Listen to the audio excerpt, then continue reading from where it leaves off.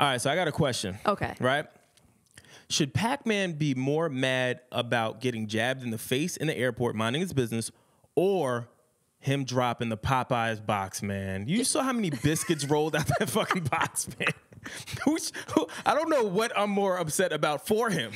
Yo, deadass Popeyes, hands down. Yeah, especially if you got those like 3-for-1 deals or something like that. Yeah, like, man. yo. Like, I just imagine, you know how you coming off the airport and you hungry? You like, yo, you've been holding this in the tuck. Like, I'm gonna fuck this up on the way home. And then niggas just come jab you up in your whole. That's probably why you got into the fight. I don't even think he would have swung had the chicken not dropped. Yo, who was that chick on the side? He literally should have just been like, yo, hold my chicken. Yeah. Like, oh, man. So much to get into. But I'm Brandon Killabh, y'all. I'm Erin Ashley Simon. And another episode of Grassroots Podcast. Yeah, we have a lot to get into. But before we get into the Pacman shit, because that was just great, let's talk Desus and Mero. I'm going to call them Deuces and Mero because that's what we started with before. Because they keep deucing. Yeah, they keep leaving platforms and going on to bigger things. Basically. So, as you guys all know, they're moving on from Vice and going to Showtime, late night show, which is supposed to be really dope. But they apparently had some grievances that they got to air out or had to air out. Yeah, that's crazy that they went to Bossip for it. Yeah. Them Bossip headlines are crazy. Yeah, word. I was low-key mad. Like, I was reading the article, like, wait, this is Bossip? I was like, all right, I get it, cool, whatever.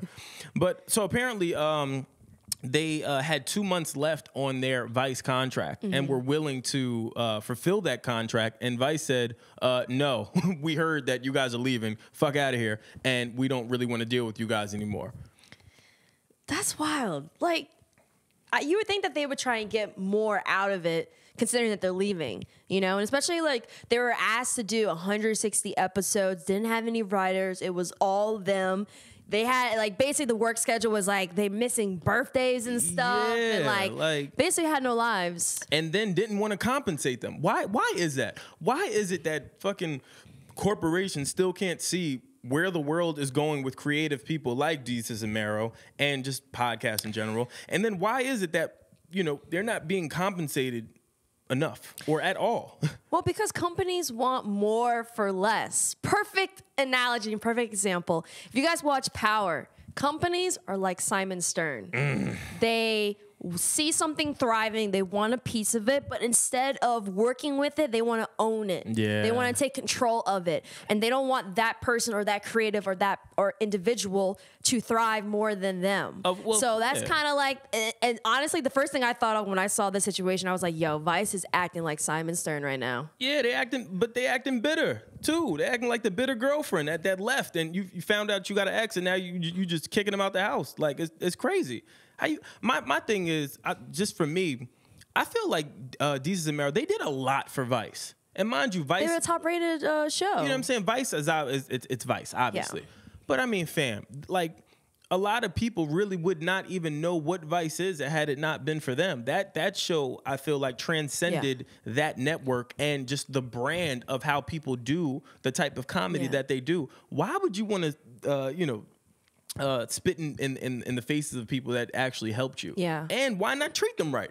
You talking about doing 160 episodes and won't compensate them with it, won't give them any help writing?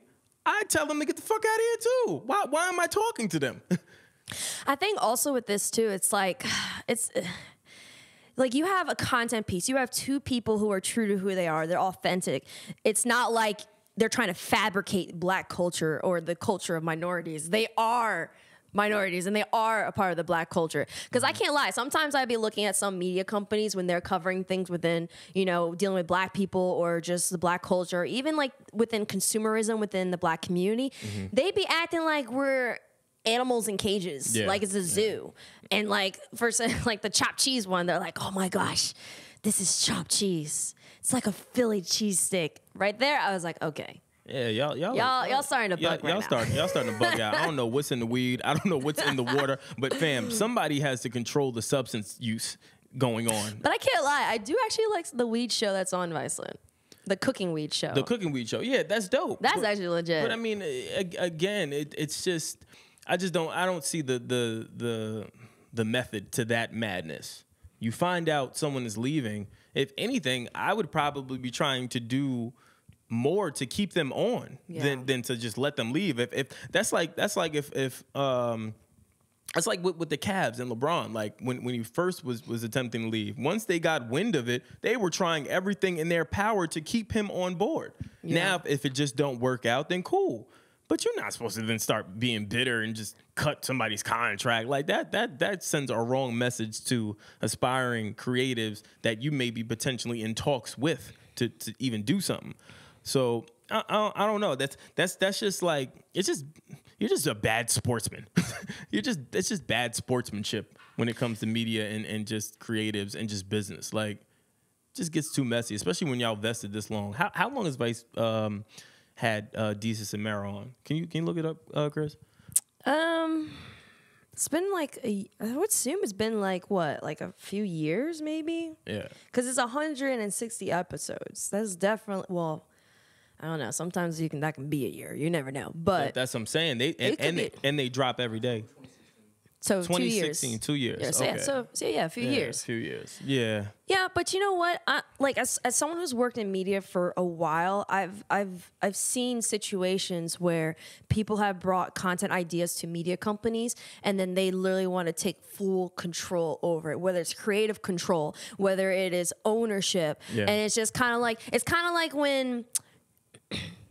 Okay, basically like Viceland is kind of like Future when Sierra went and got Russell, when he went on to Better Things, and he's still there, like, upset and complaining and on social media about it. That's kind of like this situation right here. So you saying like fucking like they dropped an album on the day of the anniversary of them just because? Yeah. And like Desus and Mero went from codeine to Super Bowls. Yeah. That's basically what they did. Sidebar, because I know we didn't plan for this. I'm sorry. Future was definitely salty about that. He was so salty. He was like a scorned woman from Tyler Perry movies. How you drop how you hold your whole project for an anniversary and then you're like, fam, that's wild. But we off that. We don't care. How do you think? Do you think that Desus and Mero handled like this whole situation correctly? Because again, it's one sided. I guess I'm sure Viceland could come up with a whole slew of reasons as to why they felt the way that they did and why they didn't really fight to keep them on the network. But I mean, I'm not going with that because we're creatives too. So I'm going with the narrative that Viceland did some bullshit. That's what I'm going with. I don't care. So.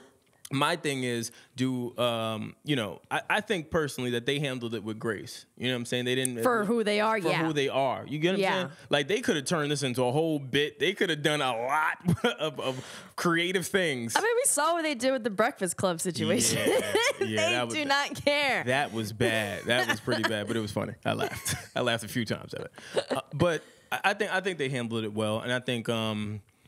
I wonder, I'm assuming, because they did mention in that Boss Up interview, they did mention not having writers and shit like that. So I'm wondering that's probably going to be something in their new situation with Showtime. It's got to be. Yeah. But then on top of that, too, it's like, think about it. If they were successful with them writing it, then it's like, would it be affected if they had other writers write for it? You know what I'm saying? It's like if you were able to get this far off of your own writing, I would rather it be a situation where it's like a collaboration instead of someone just completely writing it. It's kind of like if you buy a car you buy a car. It's like if you get a car and you fix it up yourself and you build your car up to what you want it to be, but then you have there's certain pieces that you need, and then you have someone coming in and they're adding it, but it may not be the right specs or anything like that. Yeah. It's kind of like that. Like, I don't think they should be completely hands off. I feel like if you're a creative and you are creating something and you built it up enough where basically you're in a situation where the media companies they need you more than you need them, in a sense. Definitely. Like, they did help level up and bring them to another level. Yeah. But for them to be the highest rating programming on Viceland, like, out of all the programs, they brought tremendous value. So I wouldn't be letting go of the wheels too much. I would have it be something where it's like maybe they have a collaboration, or maybe there's certain parts where the writers will write for, and then they themselves would focus on another aspect of it, or such something like maybe like the writers will pick the topics, and then they will themselves will just be on just sitting down just talking about it or whatever. That's the crazy though. Well, not even crazy. That's the scary thing when you deal with writers though, because now you're giving away your baby and putting it into the hands of people that are quote unquote deemed funny or have been proven to be funny, but it may not be your type of funny. Because what they do, I feel like is different. It's different. It's relatable hood humor. Yeah. That I don't know whatever writers that they could possibly have. I don't know that they could really convey that to their viewership that's going to be following them from Viceland. Yeah. It's kind of like similar to what happened with the Boondocks. Like you could tell, you know, when it was a different writer who was involved. Like it just had a different energy, different vibe, even different structure. Yeah. So I'm sure like if someone had a complete full range of writing for them, like it would probably feel different in a sense.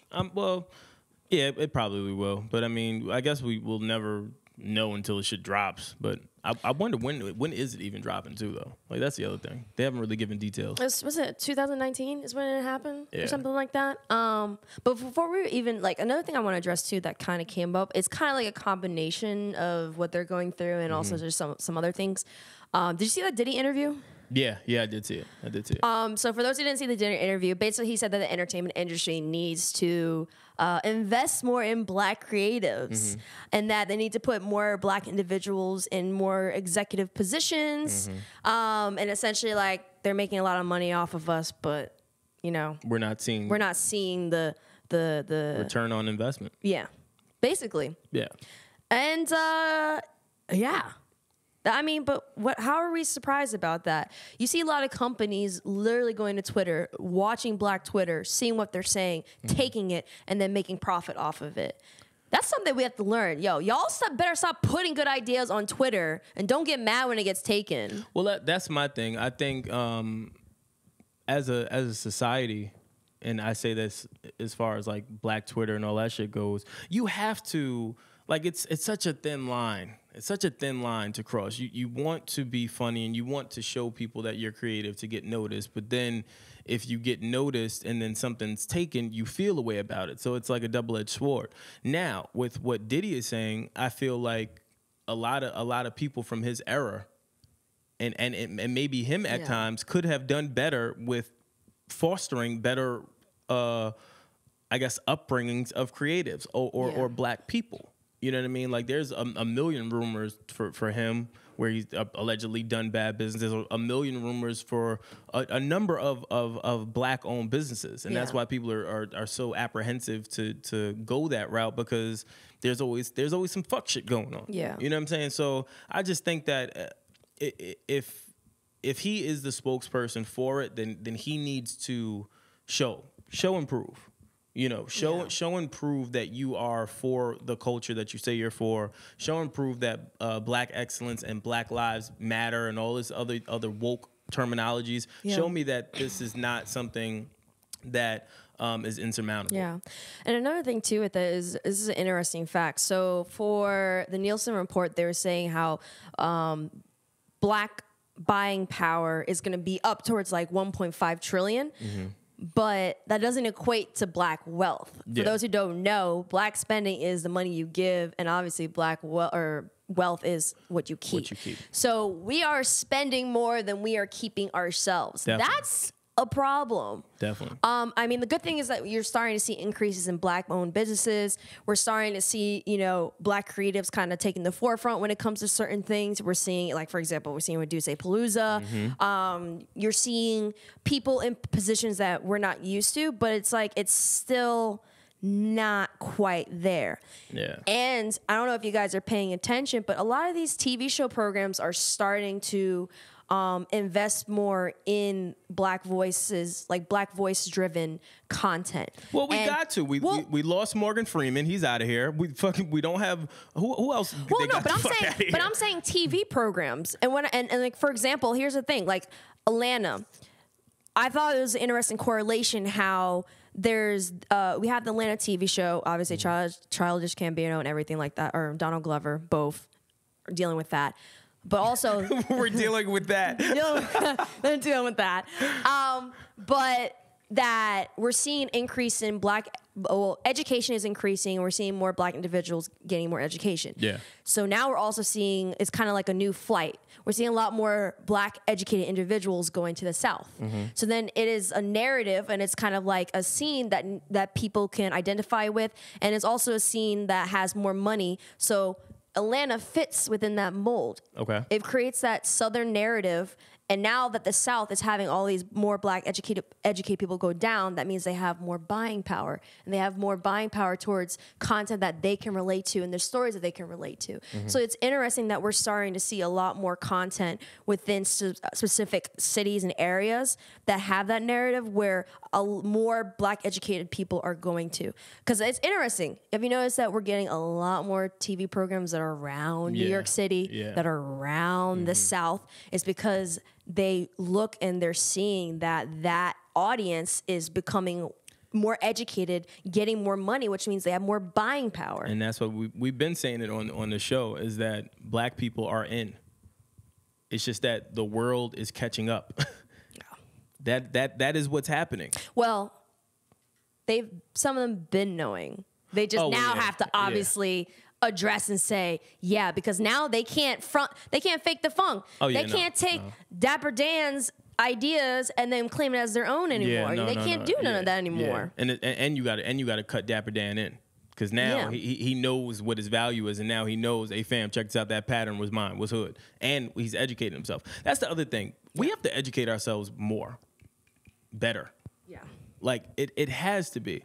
And I listen to like a lot of different radio personalities. I'm sure all of you people here, when they speak this woke shit, and it annoys me when they start talking all this woke shit, and then when you have conversations with them, I feel like there's a few people out there that use this whole woke Black Lives Matter shit to their advantage for marketing purposes. I feel like they only use it because right now they themselves are kind of trying to fit in with the white folks and use it in that realm. And it's disgusting to me. Like, it's grotesque when you deal with people that you admire for their accolades and what they've done, and then when you have an actual conversation with them and they don't live up to these words that they speak every day on radio stations, and it's just corny to me. Like, just be authentic, dog. Like, don't be that. Don't be that. There's also what I like to call selective women empowerment. Yeah. I've also seen people who use women empowerment as like a tool, but they're really not empowering. Like, I personally don't believe that telling someone to work hard and to grind and to network is women empowerment. I'm sorry, that's complete bullcrap. Yeah. Women empowerment is you literally tell someone or guide someone into how to get to where you are. And that's not even women empowerment. That's just in general. I feel like, especially when it's in the entertainment industry, it's like, because there are limited spaces, especially for minorities, it's like there's so much a competitive nature. Like, if I don't get that spot, someone else is going to get it. So then it's like someone else won't reveal the quote unquote their secrets or certain things that make it better. And then it's just like there's power in numbers. If you build together, you can get somewhere. You can actually have more people in positions.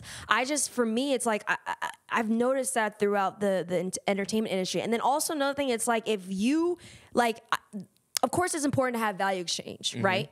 You bring value to someone, they bring some value to you.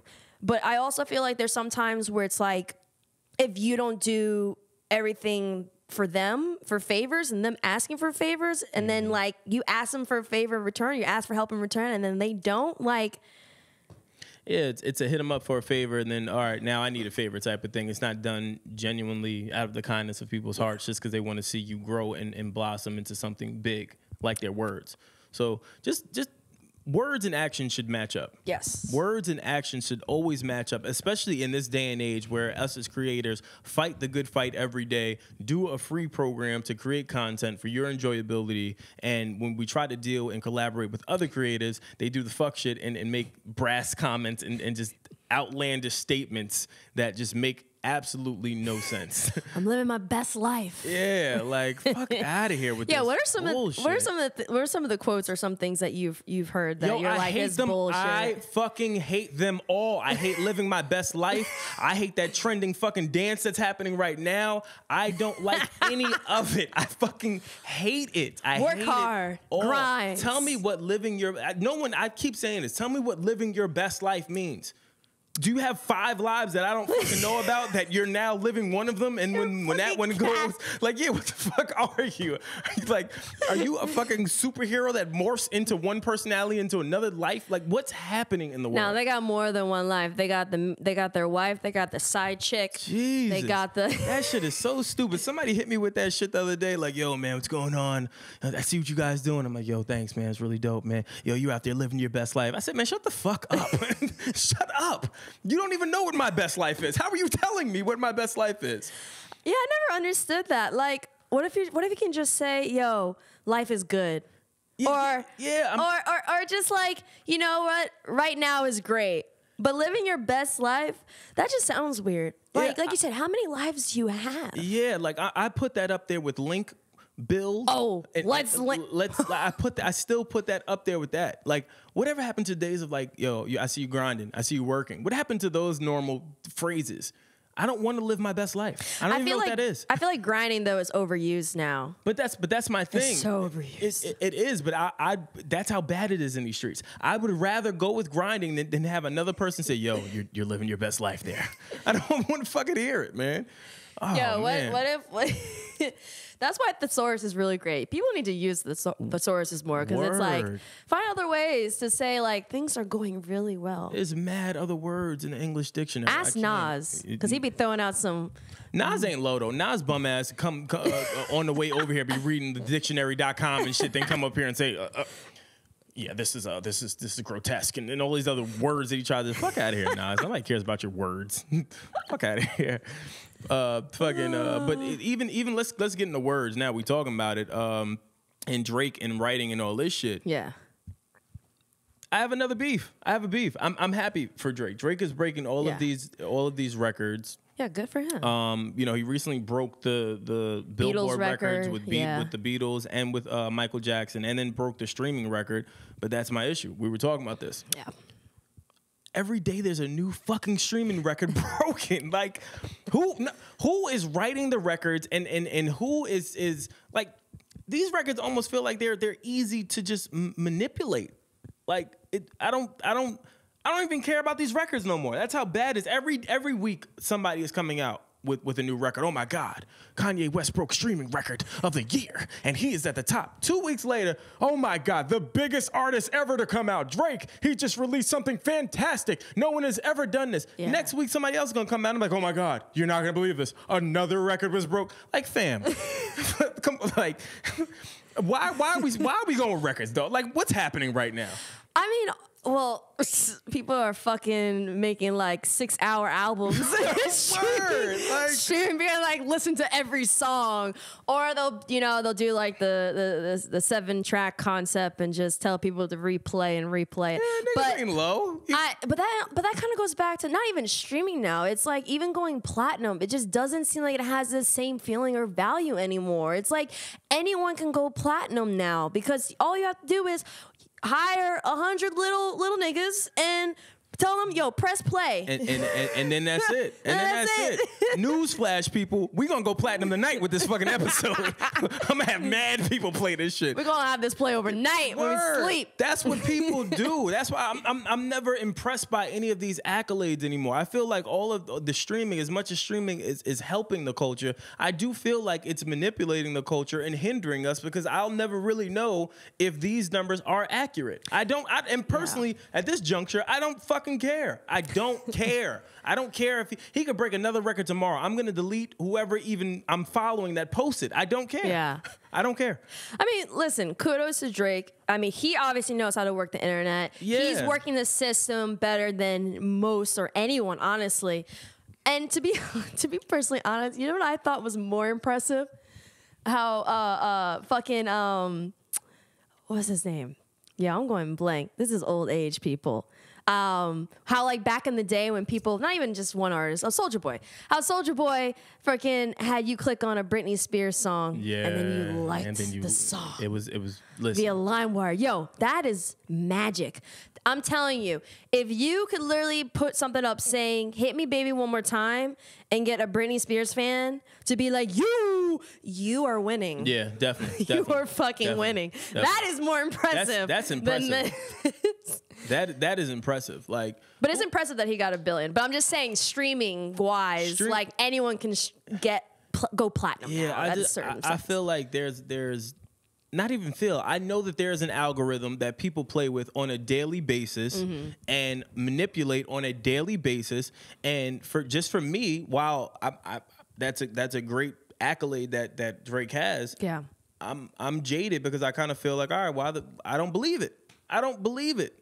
Or not so much, let me not say I don't believe it. I don't care. That record's gonna be broken next week when somebody big drops. Like, I don't care about these streaming records no more. I want them to come out with who fucking manages these awards. Whoever you are, if you're listening, you're probably not, but if you're listening, I want you to come up with a new format and a new formula of records, breaking news, anything like that. Come up with something new and more challenging, because this streaming shit is a joke. It's a joke. Yeah, I can't wait for this episode to go platinum. I can't wait. I think the bigger question is the artists like focusing more on the quality and substance of the album, how that's starting to lack a little bit because of streaming. Yeah. I feel like that, and not everyone, don't get me wrong, there are artists that really focus on it, but I feel like because of streaming and just how things have progressed, it's just like it's more so just about, okay, how quickly can we get it out? How can we just get it out so then people can stream it? Now, I don't think Drake necessarily is doing that, though I don't think this recent project was his best. It was third or fourth. But I think other artists, I feel like, just half-ass and just put it out. And they're just like, don't worry, it's streaming. They're going to just make it 2 projects into one, and then we're going to get it. Well, that's the thing. Do we now say that Drake, outside of him being the biggest thing in music right now, but do we say that he's killing that 7-track EP theory with his double album, because he blew all that shit out the water, clearly? Well, it's kind of hard to tell too, because he obviously changed his project after Pusha T. But that's so we don't even know what it could have really been without this beef. But does that make him great though? Think about it. To make these last minute additions and changes so quickly and still do these type of numbers, that's pretty impressive. But then does that also mean that Pusha T contributed to him getting this high of a stream? Because I know plenty of people are listening to this project to hear his thoughts on it. Because if you remember, we talked about how he sprinkled his reactions and certain topics in more than one song. Yeah. He did that on purpose. Yeah. So then you had to listen to the whole project, which made it more streams and you get more listens, and then it helped elevate him. So technically, Pusha T contributed to him getting this record. I think they definitely contributed to each other's success, even though they probably would never want to admit it, even though Drake sent the invoice. I get all of that. I don't think that will ever surface where either one of them will say, yo, I helped you. You know what I'm saying? But I do feel like people like Drake give me hope when it comes to just full length projects, not the 7-record thing. Like, that's just not for everyone. I don't feel like it helps the culture. I feel like it sends a bad message to up and coming artists that are aspiring, and because at some point this fad will go out of trend, and it comes time now where you have to deal with labels and deal with people that are really creatives and that are looking for you to make a full-length project, and you still in EP land talking about, I got these four records, man, this album's amazing. Like, no one's gonna care. No one is going to care. Real music and full-length albums of and bodies of music are gonna come back, and then now what do? So I don't think that is setting the right precedent at that point. But again, what do I know? We're doing a podcast. I could be totally wrong, and you guys could be onto something. So I'm curious about this. Do you think that if podcasts started putting music or premiering music onto their platforms, is that going to count towards the streaming? I think eventually it will. the only thing is that fucking like even with podcasting, they haven't even figured out that algorithm yet. Like that's why you have so many breakout shows and so many people that are trying to do it or trying to tap into it and just fail miserably because they have no idea what they're doing. They have no idea. Like we've had multiple conversations where people think one thing about our platform and it's completely wrong, and then they're now befuddled because they just don't know how it works. They don't know all that goes into it. So then to figure that layer out, and then to now sprinkle in some music with it, and that's a whole nother monster. Hell no, they'll be light years behind until they actually find out that hey, this actually would work. If you put music into podcasts and things of that nature, where people are making original content, you may get somewhere. Well, I think people are really obviously starting to look, because you're having all these podcasts becoming TV programs or becoming bigger. I just think that like what happens a lot of times is like a lot of people are too fast at figuring out the money aspect of it and not the logistical standpoints that come with podcasts on the back end. And even with the analytics, like I don't think there's really a platform. I mean, there are platforms, but I don't think there are certain platforms within our demographic in terms of like entertainment and the culture and everything like that. I don't think there's a platform that's effectively showing the stats and analytics that can tell you like, okay, this is what you need to do. And like, for example, there are people who don't even know what analytics to look at for YouTube and because that's constantly changing too. So I just think that like we're at a point where podcast is the hottest thing, but Apple, Spotify, Tidal, I don't think they quite figured it out. They're like here, but I don't think they're at that point where it's like, holy shit, they know what they're doing. Yeah, well, I mean, even looking at our data and shit, I know y'all don't care, but fucking Apple is close. They're close with the new software that I got that I can't tell you guys because it's privileged information.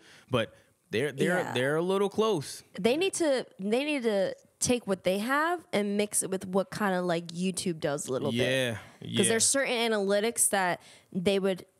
I'm not even gonna say what, because I need a bag for that. But there's certain things from YouTube that they can add to the podcast that will help people determine how to fine tune their content more. So Apple, call us. Yeah, word Apple, holla at me. Killabh. But oh my gosh, yo, you sound like a 2000 rap song. Damn, where they intro and they spell their name. You didn't like my plug? You guys are all laughing. You didn't like my plug? I'm just saying that's what they did back then. You are now listening to Killabh on Grassroots Radio. All right, so on to our next topic. Fuck y'all. I don't care. Fuck y'all. Is it midday or night? All right. Well, I thought that was like my Barry White voice, so I thought it was like the I don't know. It sounded more like, daytime pop radio mixed with like R&B. I gotta get some bass in my voice. All right, whatever. Fuck y'all. So let's get back to this Pacman Jones shit. I have a number of questions. Number one, we already talked about the chicken drop, and I would be extremely upset. Pause. Talked about the chicken pot. Oh no, you reaching.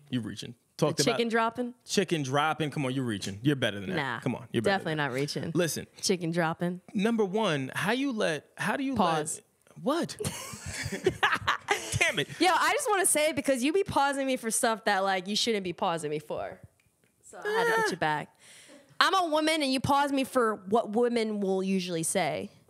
So I have to say pause. Yeah, fuck that. I'm not rolling with that. I don't care. I'm still going to pause you.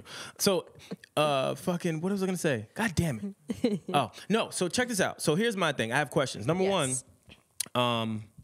how does Pacman take 5 punches to the face with a book bag on and his girlfriend in the way and then manage to knock down this gentleman, the in baggage claim? And then why are you getting into the fight with the baggage claim person?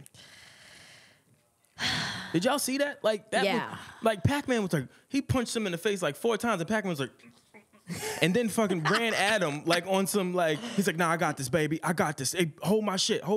And then had the book bag on. Let me tell you something. If somebody clears me with a book bag on, I'm going to be you have to die. Like, you're not going to clear me holding your girl with one arm and with a book bag on. I would take that book bag and sling your ass all the fuck around. You're not doing that to me. And my man was like 6'7" with the girliest of jabs ever in life. So it's either that or Pacman has a really strong jaw. Pause. I mean, he plays football. He's a cornerback, so he's used to getting poundings. Pause. I had to think. I was like, there's no other way I can say it. I gotta just say it. I ain't gonna lie. I started to say, yeah, he's used to taking shots to the head, but I was like, that's pretty bad. Oh, that's ooh. That's what I said. Yeah, that's pretty bad. But I cleaned it up. Pause. So I had to say something. Okay. Here's a question. If there was a smack off, who would win, Pacman or Triple G? I'm not answering that. Pause. that just sounds wild. The smack off, Triple G. That's a wild. That's if there's a punch off. That's still wild. Even though fucking this is gonna be y'all gonna judge me. I don't care. Fuck y'all. Triple G got a strong chin, man. The punches he was taking again from fucking Canelo were no easy feat. No, that man. You know what's crazy? I saw it with Pacman a little bit, but Triple G more. His face did not move. No, he was like a robot. Like, he took a punch to the face and was like, and just kept moving. Like, anybody, I'm putting the gloves down, fam. Like, or I'm hitting you with a brick. I understand now why Canelo was juicing. How do you beat that? How do you beat somebody like that? Think about it. He's like the Terminator in the ring. All the only thing you can do, you can't do is hit him in the balls, but you can't do that. Hey, so listen. Unless he got balls of steel. Pause. I may just have to take the point reduction and hit him with the low blow and see if that weakens. I got to do something. Something got to happen. Or I may pull a Tyson, bite the nigga's ear off. Yo, I don't know. Step on his pinky toe. Yeah, that's wild, though. Or stump his big toe. Yo, that shit hurts. Yeah, but those shits got padding and all this shit. Well, it may not. I don't know. But then he got to juice his foot. Yeah, man.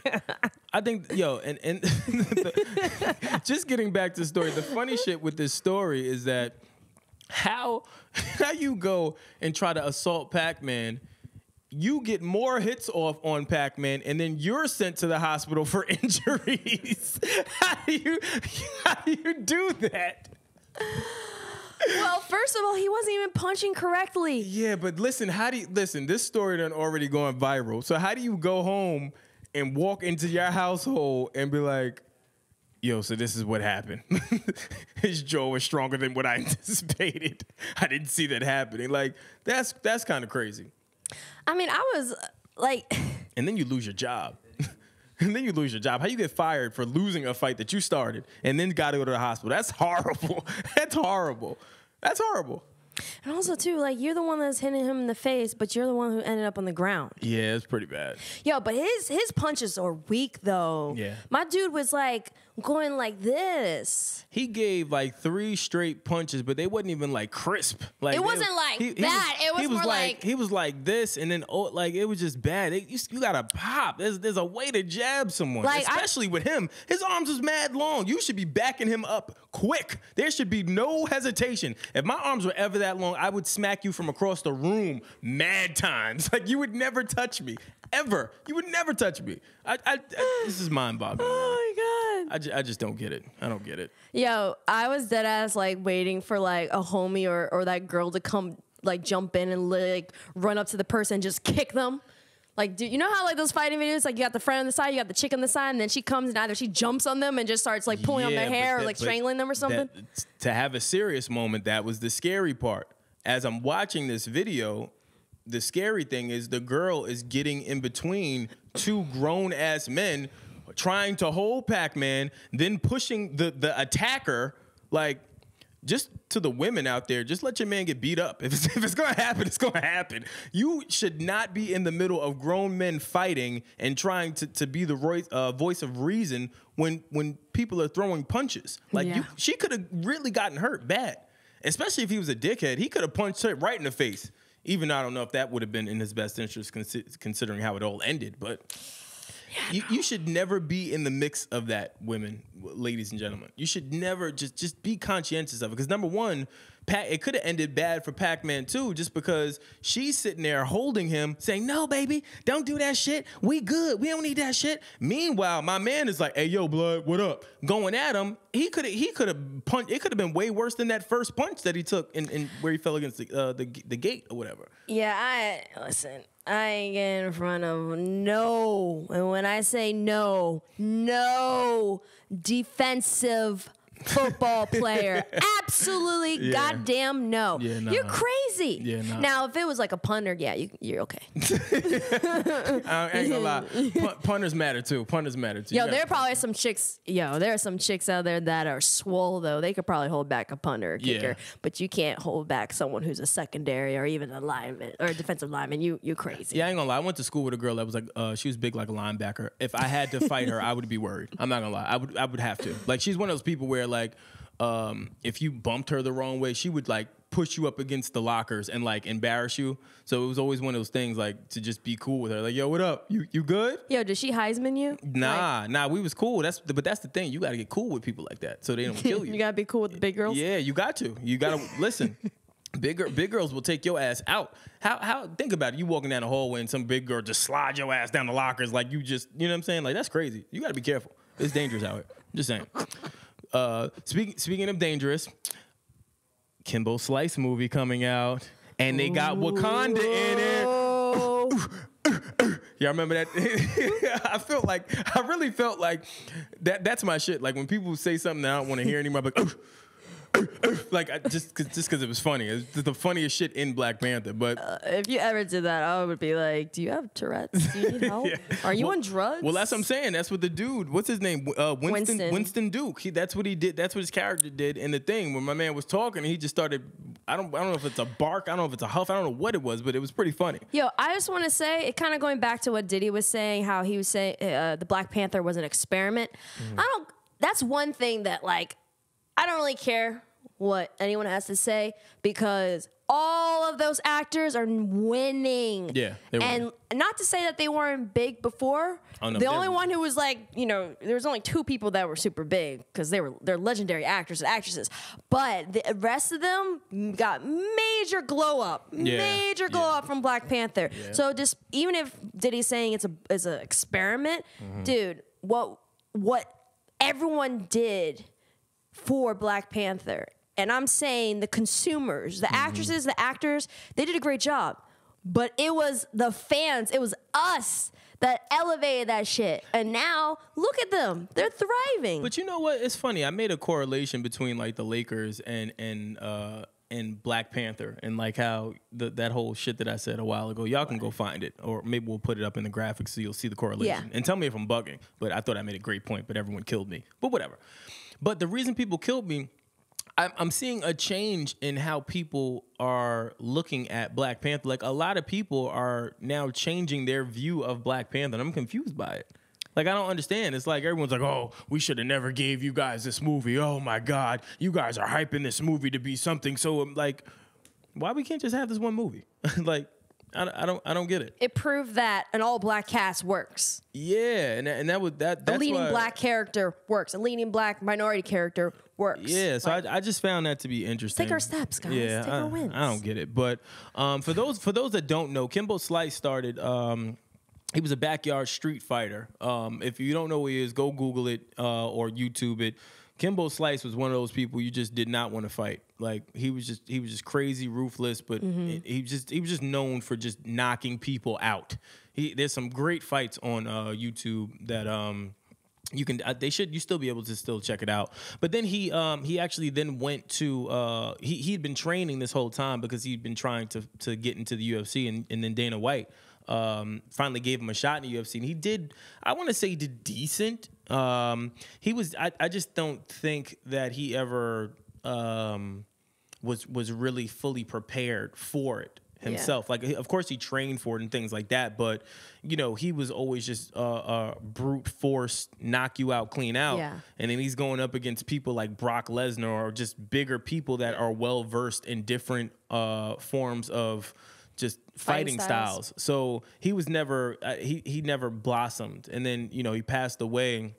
I can't remember what year he passed away. Oh, 2016, right? Yeah, 2016 he passed away from like a heart failure or something like that. And then also he got to fight like I guess a childhood friend of his, like Dada 5000, who also came from that backyard fighting culture, and then they wound up fighting where Slice actually won that fight, which was a really good fight. But again, Slice Kimbo had the upper hand because now he has all of this mixed martial arts training, and the guy Dada 5000's coming in being the old Kimbo Slice, and Kimbo wins. So, and they never obviously got to have a rematch like they were supposed to, but I think that the guy Winston is a really, really good pick for this movie. Mm-hmm. I'm really, really excited about this, and I'm happy they're doing it. Like that guy worked hard. He had his run-ins with cops and all that shit. None of that shit matters for him to go from nothing to something. Straight from his backyard and multiple backyards. Yeah. To being on the big stage, his dream, to then now having, his own movie. Talk about grassroots. Yeah, that is grassroots at its finest. So I'm happy about this, and I hope that the movie is done right, and especially because he just looks, the guy does look like in favor. All he needs to do is just grow his beard out. He already obviously has the physique. We've already seen him with Black Panther. Maybe he has to get on a little more pounds. He's got to bulk up a little bit more. He's got to get a gold grill. And he's got to get a do-rag, and then and them glasses, and then you Gucci. So I'm happy about it. I hope it does well. And then also, which I know. Oh damn, we forgot to put it on here, and I don't even wait. I have to mention this. I'll just show you now, so we both are aware of it. But they just announced the new solo movie for the Joker. They selected who was going to play the Joker. So hold on, let me just get this real quick. I can't even pronounce Joaquin Phoenix. Is that how you pronounce? Yeah. Joaquin? Yeah. That? Joaquin. Yeah, Joaquin. Sorry if I'm butchering your name, but I said this years ago. There's very few people that I thought that would be able to follow with Heath Ledger's rendition of the Joker. Yeah. And I named him, and then I named what was the other guy? Fuck, what's the other guy's name? The kid from Shameless who is actually playing Joker now. I can't think of his name, but the red-haired kid. Y'all know who we're talking about. I think I know who you're talking about. Yeah. I always said that they would be good. I thought that when Jared Leto got casted, I thought the kid from Shameless should have been that character. Yeah. I thought he would have done a better job. And then I always said that to someone that would replace him would be this guy. So I'm happy about this too. He would actually, it would be really interesting also to see him, because I don't know if you know his backstory, but it's actually pretty crazy. Like, him and his family lived with like a cult, and then like his brother River Phoenix like lost his virginity. His brother River Phoenix was also an actor, and he like lost his virginity, or one of them lost their virginity when they were like 9 years old or something like that. And like, it was some crazy upbringing that they have. And then also on top of that, his brother was like, what's that movie that he was in that was really big?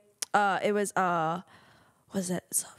Shit. It's that movie where it's like Chris, figure that out. It's a movie. Oh, Stand By Me. He was on Stand By Me. How you tell Chris? He was in that movie where he did some shit. Figure that out, Chris. Figure that out. It's Stand By Me. Chris about I to just throw remember. his notepad at you. What the fuck because you it's like talking the song Stand By Me. Wait, sing that again. But basically, wait, why was your bottom lip moving like that? Just stick to bars, yo. Just stick to bars. Don't move your lip like that ever again, man. Nah, I had to hit that low, soft, sultry voice. I feel you. So you got the sultry voice, but I got the daytime talk show voice. I get it. I'm rolling. But yeah, River Phoenix, he was his brother, and he passed away in front of, was it like Johnny Depp's bar or something with Johnny Depp? He passed away in front of like a LA bar or something like that.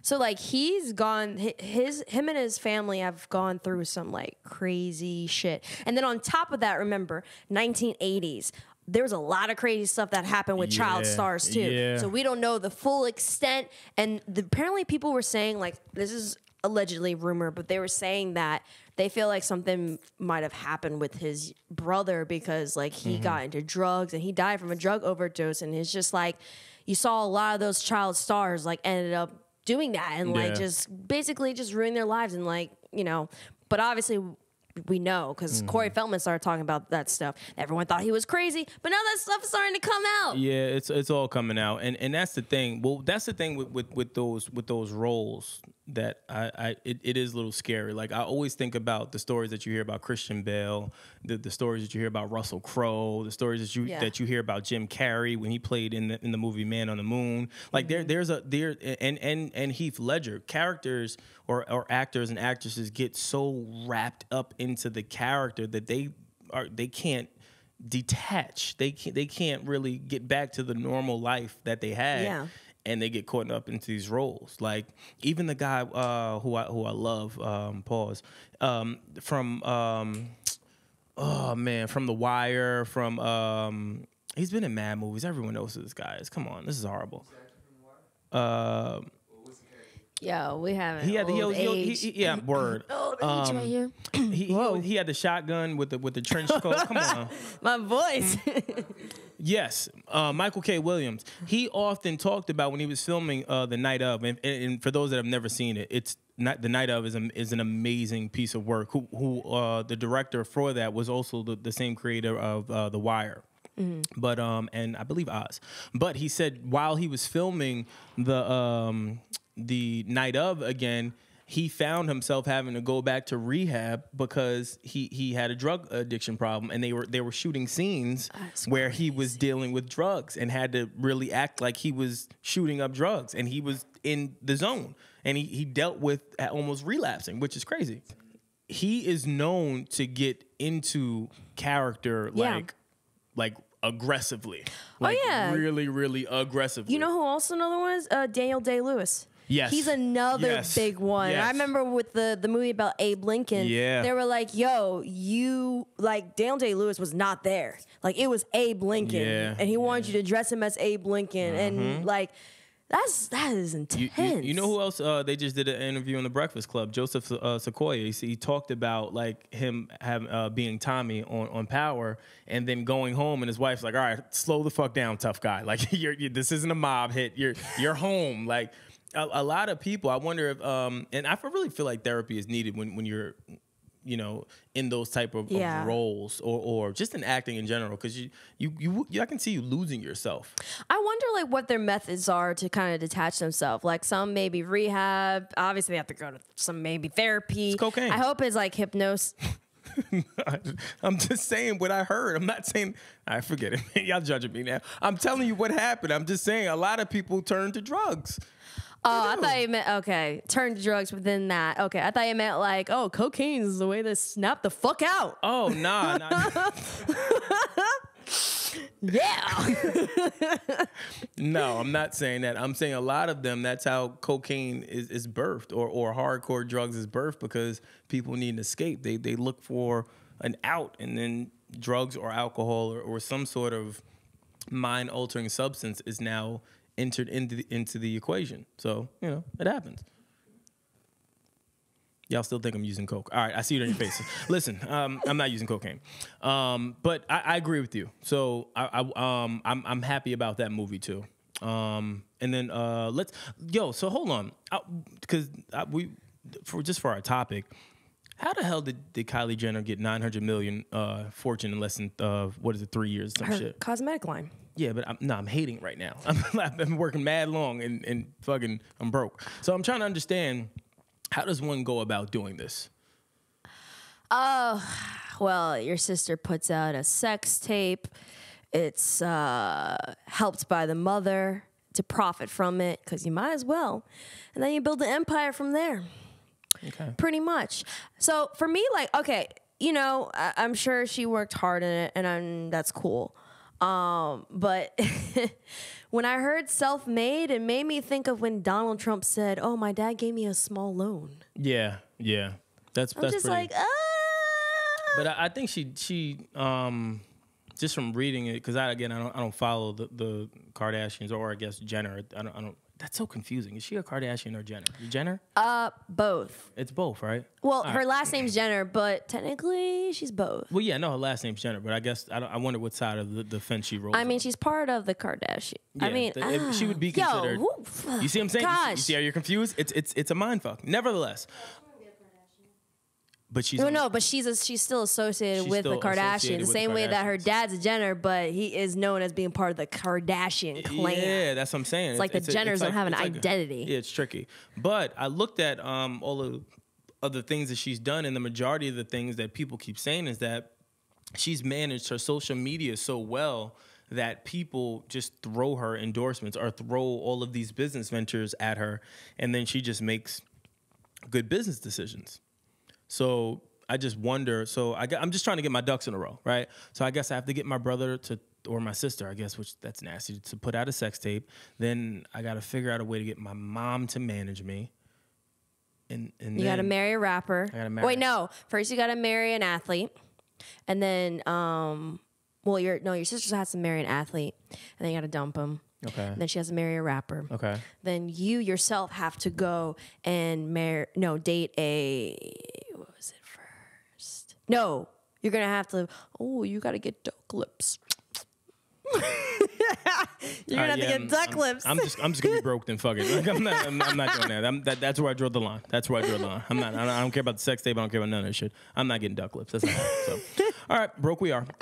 That's fine. But nonetheless, I'm impressed by this. That like she's putting some numbers on the board. Oh yeah, putting some numbers on the board. And I will say that this Forbes cover that we're looking at, she looks really, really good here. Like this is like a nice, clean picture of her. Yeah, I think she recently also, and this is not a shade at her, but she was open to the fact that like she got rid of her lip fillers. Yeah. Like someone asked her like, oh, it's something different with your face. Like it looks more natural. And she was like, oh yeah, I got rid of my lip fillers. Yeah. She looks a lot like the younger Kim Kardashian before all of the work and all that stuff to me. So like a younger her. Yeah, like I guess. So like her when she was younger. Her when she was before all the stuff. Yeah, see, this is so tricky. So she's younger. All right, I'm not doing that. Listen, nevertheless, I think it's dope. I think it's dope. I think it's dope that she's paving her own lane. But like I said, I laugh because it's like when you're already in a family that's wealthy and well off. It's a little easier. It's a little easier. But like I said, even though, not to cut you off. Yeah, go ahead. I feel like Rob, like what's happening with Rob? Kardashian. He's a Kardashian. What's happening with Rob? Really think about it. Like you see a lot of big moves with Kim, with all of them.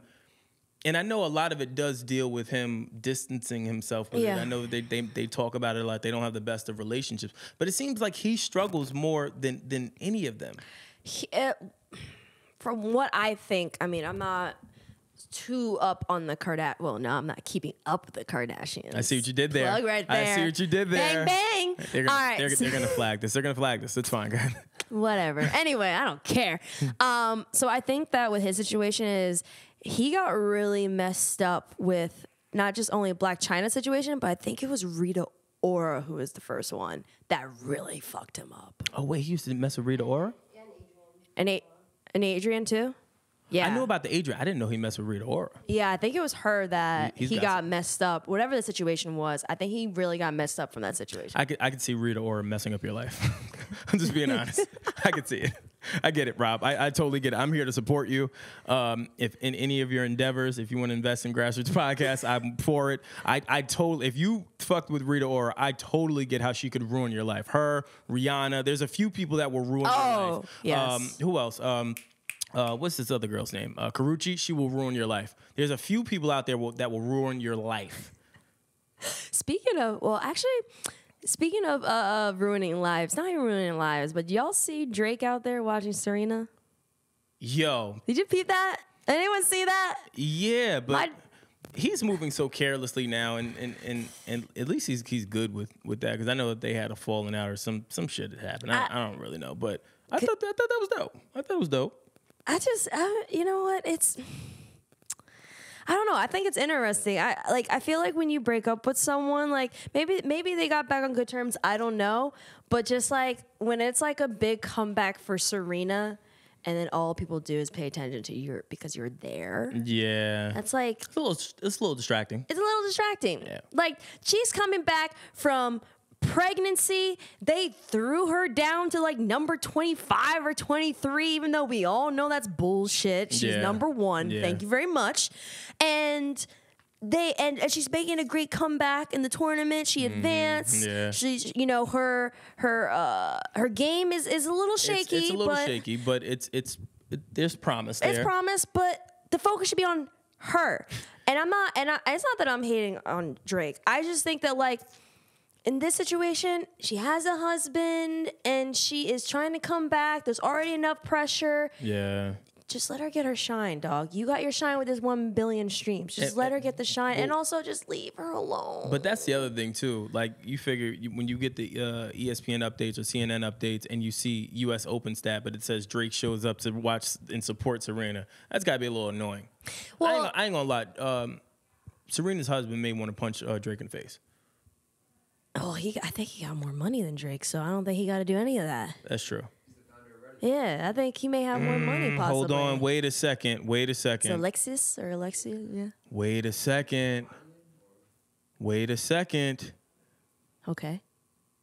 I know you guys are waiting, but I'm just trying to process my thoughts. So wait. No, check this out. So on what record was that on Drake's album? And they were just talking about it on Joe's podcast. I wonder if Drake is talking about Serena. Well, with the boyfriend and you wanting to be, pursue your dreams. I could be totally off. Oh, it could have been her, like when they're talking about it possibly being Georgia Smith, but it could potentially be her. Yeah. What is the name of the record? Jaded. I wonder if that is who he's talking about. Or it could be a combination. Well, didn't he say, wait, I'm just putting it out there. I don't know. I don't have any facts to back it up, but it lines up. A few of those bars line up a little bit. I mean, I feel like with that song, I feel like it's a combo of more than just one person. Like, yeah. I feel like with him, it's like when he's addressing certain situations with women, like he'll address, obviously, like he'll make it very clear and obvious about it being one person. Mm-hmm. But I feel like he trickles in like more than one woman into one song. Definitely. So then you really can't quite figure out. I mean, look, for In My Feelings, he had a Kiki. And then Risha, and then they explained who those words. Kiki was a girl he dated way before. I don't even want to know a Kiki. I almost kicked a dog the other day because the dog's name was Kiki. I don't want to hear nothing about a Kiki. Kiki, do you love me? All right, I'm done. Thank you for tuning in for Grassroots Podcast. I'm not doing it, man. Yo, you know I got a bad hip. I can't be doing none of that. I was about to say a fucking screw will come out. You over the rod's gonna come out. Word. Oh man. I can't be doing none of that. Yeah, fuck this.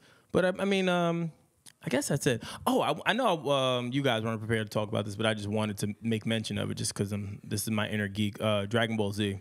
And I know you guys will judge me, but I like Dragon Ball Z. They just announced that their character for their movie that's coming out in December is Broly. I know you guys don't know who that is, but it's a pretty big deal for the anime fans out there in the world. And also, it's a little interesting just because of the fact that they haven't done anything with Broly in quite some time outside of making like a Bizarro Broly with this super episodes that just came out with the girl. But I wonder if they're running out of content. And I know you won't answer this, and I know Britt and Chris and everybody else here won't have the answer, but this is really for the fans out there. Tell me what you think. Do you guys think that the creators of Dragon Ball, are they now trying to just recreate the same storylines that they've been coming out with by using Broly, or are they trying to spice it up somehow? I really don't know. And are any of you anime fans? Yeah. I need to know if there's anime fans. I'm definitely an anime fan. I know. I used to watch Dragon Ball Z, Ghost in the Shell. All right, take it back. There's a few others that I used to watch a little bit of. I ain't gonna lie. Right now, you sound like Britt. Like, it's like one of those times you're like, oh, we need to do this. And Britt be like, yo, I can do this. And I can play the piano while I'm doing it as well. And I also, did you know I create graphic? Like, Britt is mad annoying. Yo, I used to, no, but dead ass, like when I was younger, I used to wait for the late night for Adult Swim. And I would watch a lot of the animes there. Yo, this is... This is why this works. I'm not. Listen. Those are my shows. Listen. But then I started branching out more. And interesting When you enough, started watching like anime porn and shit? Or? What? I'm asking. I don't know. I'm trying to get branching out in terms of watching more anime shows. I'm trying to get into you. I'm just trying to forget it, man. All y'all do is judge me. No, man. But I have been recently. I've actually been interested in watching Korean shows. Yeah. There's this one Korean show. It's called Boys Over Flowers. It is based off of a comic book. It's actually interesting. Yeah, I got to get into that. I haven't seen it. It's like they yell really loud though. They gotta adjust the audios. They'll be like, that could be a they'll be cultural like thing, though. talking about this, and then if something crazy happened, they're like, "Oh my god!" Like they're just yelling out of nowhere, like randomly. That it's could be unnecessary. a cultural thing. Hey, Chris, answer that. Is that a cultural thing? Is that racist? All right, never mind. I'm sorry. Yeah, but let us know what you guys think. Definitely. So obviously, Desus and Mero. Yes. Is it right? Should Vice have done what they did? Obviously, I mean, you have our opinions. No, but let us know what you think. You guys could be assholes and agree with it. Whatever. Drake, should he have gone to go watch Serena? Like, let us know what you think about that. And then also, what do you guys think about this whole streaming thing that's happening and these numbers and all these new records and all these dances and all this crazy shit? And then tell us your biggest, I guess the funniest part of the Pacman Jones shit. And should Pacman get in trouble for this? I mean, it seemed like self-defense to me, or the way it ended was more of an... Or maybe he was just trying to check out. Yeah, yeah. or it could be... Yeah, I'm coming with the corny jokes today. I ain't gonna lie. How you go to check a bag and then you check the baggage claim dude that's checking the bag? Like it's just funny to me. And you gotta check the tag too, depending where you are. Like, dog, there's too many checkings. Word. And then let us know your thoughts on a lot of the movies coming out with the Kimbo Slice, with the what else did we mention today? The Kimbo Slice, the Batman, the Joker thing. Kylie. And Kylie, of course, Kylie. Let us know your thoughts and what you guys are trying to do to become billionaires, so then I can steal your ideas. Yeah, and I guess that's our show for today. Yeah. So I'm Erin Ashley Simon. I'm Brandon Killabh Hall. And we out. Grassroots.